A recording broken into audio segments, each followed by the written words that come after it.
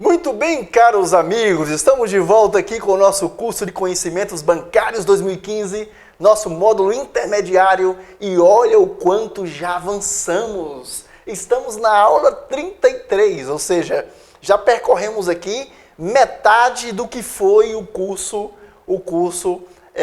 básico, né? O curso básico teve em torno de 62 aulas, salvo engano, e aqui no curso intermediário nós já estamos na aula 33.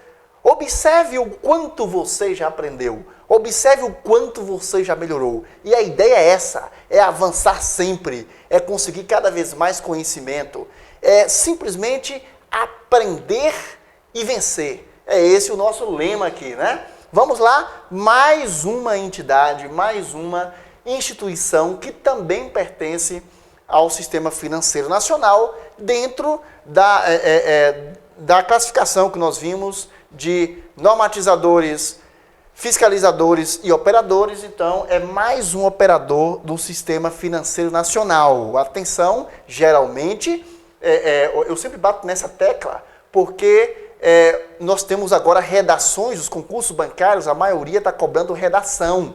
E durante redação, às vezes o aluno escreve muita baboseira, muita bobagem, por misturar os termos, misturar a terminologia, misturar as classificações. Então é muito perigoso isso. E constantemente, nas aulas presenciais de redação, eu percebo que às vezes o aluno está misturando tudo. E algo que é muito comum acontecer é misturar classificação. É um certo radicalismo nas classificações. Então, tem aluno que pensa o seguinte, que nós temos, olha, professor, temos as instituições normatizadoras, por exemplo, Conselho Monetário Nacional, temos instituições fiscalizadoras, Banco Central do Brasil, CVM, e temos operadores que são os bancos. E aí o pessoal se esquece de que os operadores, aquelas instituições do Sistema Financeiro Nacional que estão, de alguma forma, ligadas ao grande público, ao público, né? Às vezes não é um público tão grande, como é o caso de um banco de investimento. Essas instituições não são apenas bancos, você tem outras sociedades importantes. E, como eu disse, volto a repetir, volta e meia, os editais cobram diretamente, nominam essas sociedades nos editais, e você tem que estudar cada uma delas. Mesmo quando elas não aparecem listadas nos editais, eu sugiro estudar, porque elas aparecerão em textos na prova e poderão aparecer em redação e também na prova de atualidades, tá? Então é isso aí, fica dado o recado. Vamos às sociedades de crédito imobiliário, as SCI, Sociedades de Crédito Imobiliário. Também está muito na moda, o governo está preocupado com essas sociedades, crédito imobiliário, microcrédito, que a gente vai estudar depois. O governo está muito preocupado com isso aí, que é justamente a questão da casa própria, passa por isso aqui, e a questão do microcrédito, né, para financiar, aí é outra sociedade que a gente vai ver aqui. Então, microcrédito, casa própria, são preocupações atuais de diversos governos. Daí porque sociedade de crédito imobiliário pode aparecer facilmente em redações. Vamos lá então. Lei 4.380 de 1964. Eu gosto de vez em quando citar a lei, porque se você quiser se aprofundar mais, você sempre poderá ler a lei e suas atualizações, tá? Está disponível para você, por exemplo, no site da Presidência do Brasil. As sociedades de crédito imobiliário atuam no financiamento habitacional. Óbvio, o próprio nome já está dizendo crédito imobiliário. Constituem operações passivas, estão vendo aí? Talvez quando eu falei de operação passiva e operação ativa, lá no início do nosso curso, lá no início do curso básico, talvez um ou outro de vocês que estão me assistindo agora em todo o país, podem ter pensado assim, para que estudar isso? Operação ativa, operação passiva. Não, quando eu repeti bastante, olha que eu repito, hein? Às vezes eu até recebo críticas, e-mails inteiros de críticas, professor, o senhor é repetitivo, o senhor é redundante. Quando eu estiver repetindo bastante alguma coisa, quando eu for bastante redundante em um tema, se prepare. É porque ele realmente ou é cobrado demais, é muito cobrado em provas, ou então ele serve de base, de padrão, para a compreensão de outros temas. É o caso de operação ativa e operação passiva.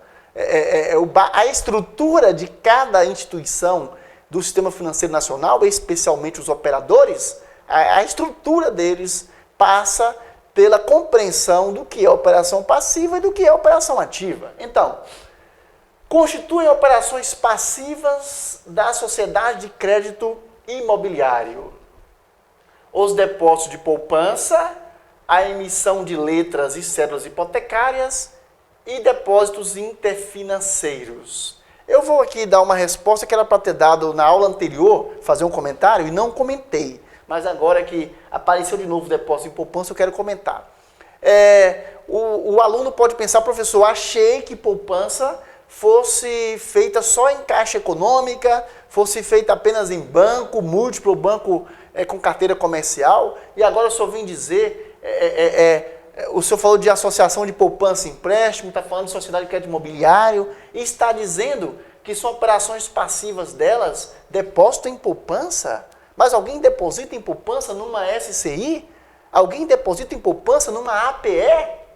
Numa associação de poupança e empréstimo? Pessoal, as pessoas continuam a depositar em bancos, em caixas econômicas. A questão é, os bancos e as caixas econômicas são operadores que podem operar a poupança ligada a essas instituições. É o caso do Banco do Brasil com a Poupex, que eu disse a vocês que é poupança do Exército, né?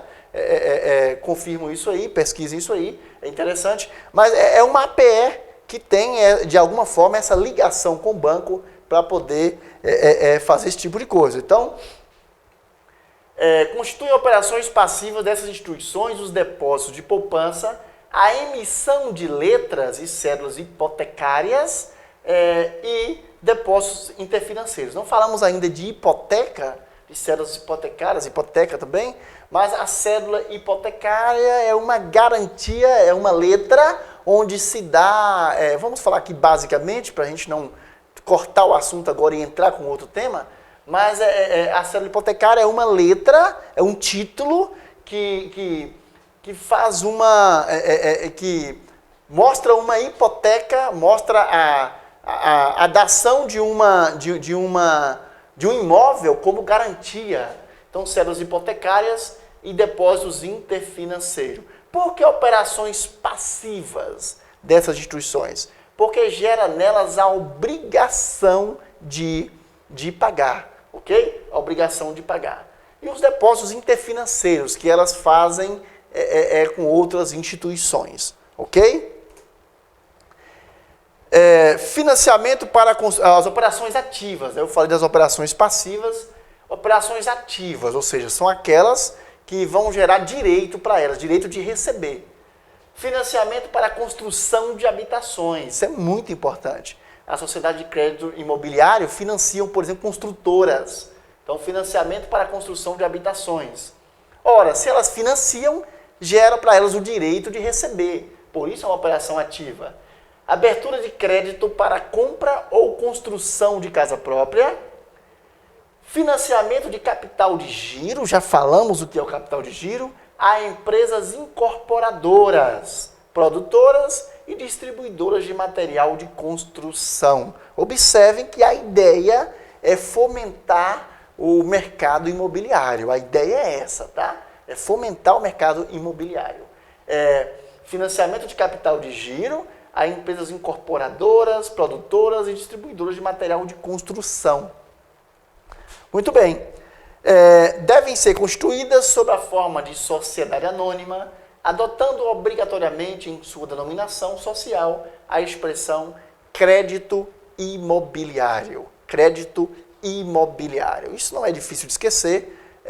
A obviedade de ser sociedade anônima, eu já falei sobre isso lá no nosso curso básico, e a questão da denominação social conter uma expressão a expressão indicada pelo CMN aqui, a expressão que mostra a sua atividade. No caso da sociedade de crédito imobiliário, a expressão crédito imobiliário. Ok? Muito bem. Parabéns por ter me suportado durante toda essa aula. Mais aulas virão por aí e nós vamos continuar estudando mais instituições pertencentes ao Sistema Financeiro Nacional. Até lá, pessoal. Até a próxima aula.